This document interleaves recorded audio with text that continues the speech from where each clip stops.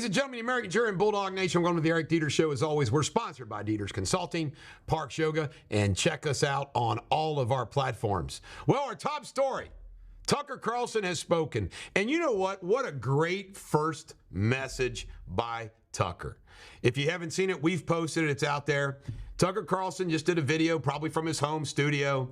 And what Tucker Carlson said was this. He doesn't mention, of course, he's got a non-disclosure, non-disparagement agreement, and he got a really big check. And you can see how happy he is. You see him on his golf course with his wife. So Tucker Carlson is like, wow, my schedule's opened up. We have plenty of money. I've got time. He's got a platform. And you know what he said? He said this. He goes, he focused on the fact that corporate America and the media refuses to allow us to have a conversation about those issues such as censorship, energy, war, the suppression. They've decided what we're allowed and not. By the way, that's what our whole team does. I mean, I talk about that every day. In other words, what Tucker is saying isn't new to our team, but Tucker's one of the leaders of our team. You know, I used to have this expression. I still have the expression. Not used to, I have this expression. It's called being a Hamilton. George Washington was the man. Alexander Hamilton was his right-hand man. Washington saw Hamilton as indispensable to him.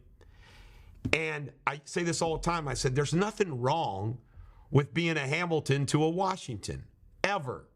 And what I've used as an example is before my falling out, I was a great Hamilton to my father. I was a good Hamilton to Willie in radio. I was a good Hamilton to Larry Forgy in politics. I didn't mind being Hamilton to those folks. Tucker Carlson is one of our Washingtons.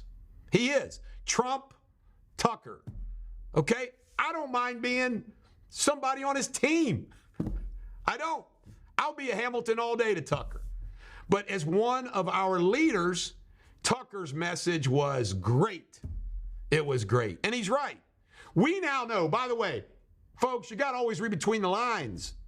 We now know why Tucker got fired. He got fired because what he was saying about all those things. All right, next story.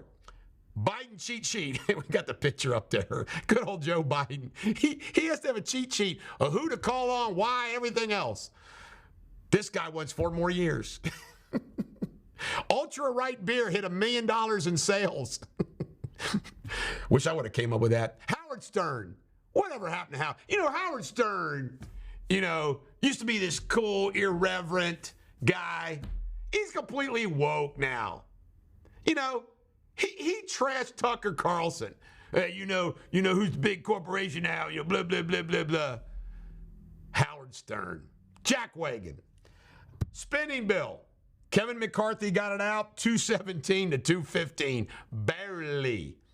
Bottom line is, this spending bill is not going to make it through the Senate, but it's going to force Joe Biden. See, Joe Biden, my way or the highway. Remember, Mr. Unifier.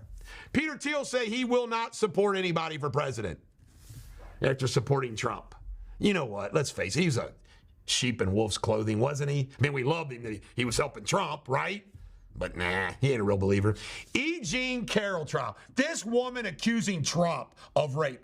This is, I almost didn't want to even do the story, but I want to, just absurdism.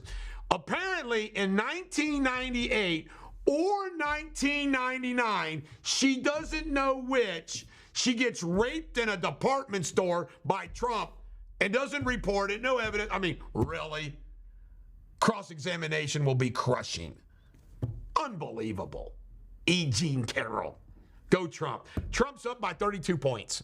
Enough said. This is the Bulldog. Every dog has their day. Coming up next, Bulldogtv local news.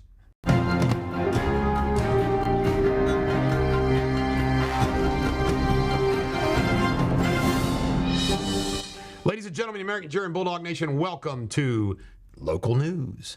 Sponsored by Deters Consulting, Parks Yoga, and check us out on all of our platforms. Our top story was a debate last night.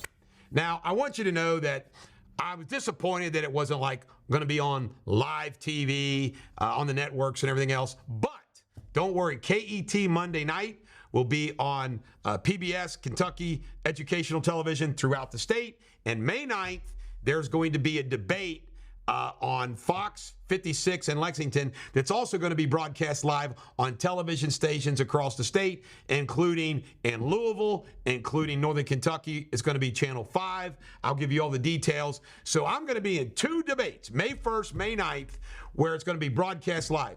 The one on KET, just so you know, the only people that were invited are Kraft, Cameron, me, Quarles, and Keck qualified. The one on Fox News is only going to be Cameron, Kraft, Quarles, and yours truly. And that's going to be a week before the election, one day before early voting. I'm going to clean up. You know, I raised the expectations of my performance and then met them. I don't think there's any question if you watched that debate or the forum last night, the format that it gave us. If you look at my answers or their questions, I think my strength, my candor, where I stand on these issues is right lockstep with you. Going across the board, Ryan Quarles is a professional politician. He answers questions like that. You don't want that. Alan Keck, I like Alan Keck. He's a good, he's like of all the candidates, he's the guy that I'd go have a beer with. Okay, I like Alan. But he's a little moderate. He's a little moderate on some issues. That's, by the way, that's his right to do it, but you don't want that. And then Mike Harmon's one of the nicest guys in the world, not just in politics, in the world. I like Mike Harmon. He sat right next to me. We had a good time during the debate. But unfortunately for him and Alan, the numbers just aren't there. But I'm excited. By the way, it was fun this morning watching Fox News. Ryan Quarles commercial, typical politician. I grew up on a farm, da-da-da-da-da-da-da-da. I'm pro-life, all the more things, nothing. And then my commercial followed him right after where I punch McConnell and support Trump and are going to be a fighter. Oh, what a contrast. Boom, boom. But I felt like the debate was great. We've posted on all our platforms my 1-minute clip, closing, opening, and answers by title. So you can watch exactly, thank you, Jacob Barton, you can watch the 1 minute of what I said to each question. And I'm proud of those answers. I really am. I felt good about it. Then my team, afterwards, it was good that my team said, yeah, you did really good. And I'm going to do even better in the upcoming debates. There's no question I can't handle. And I'll just make sure that message goes out there. All right, law and crime. 11-year-old Jalila Williams is fighting for life from a gunshot to the head Tuesday. The shooting took place in North College Hill on Bising Avenue. Police have not released any suspect information. Former Deer Park softball coach Andrew Giesner was sentenced Wednesday for sexual relations with a minor. He was sentenced 9 months in prison, will have to register as a sex offender for 15 years. Former Cincinnati Fire Chief Michael Washington has filed a lawsuit against the city. Washington claims he was fired with no warning, with no cause of terminating on March 24th. City officials cited concerns about the treatment of women in the department, which led to the firing. The facts we'll find out, I guess. In local news, the physician shortage remains severe across the state of Kentucky, but some good news out of UK this week. They're graduating a record number of medical students. Yes! 190 students are graduating from College of Medicine. 42% are slated to stay in Kentucky for the residencies. Yeehaw! Good for you, young men and women.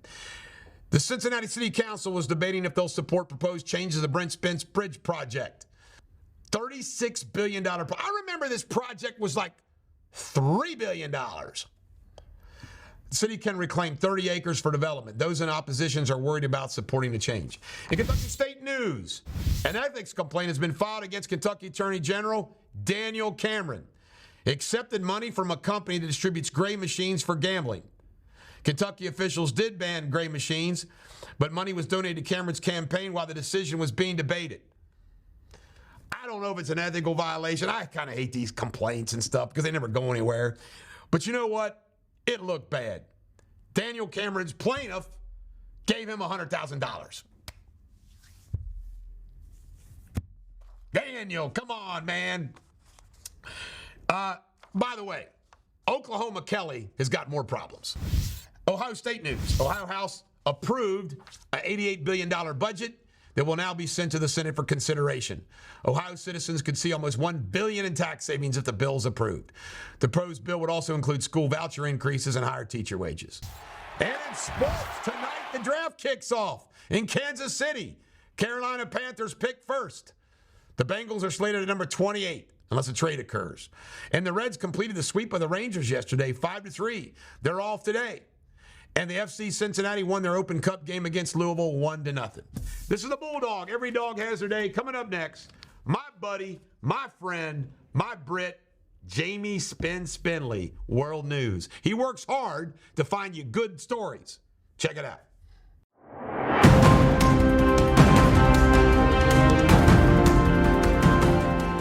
Hello, Bulldog Nation. The latest headlines from around the world.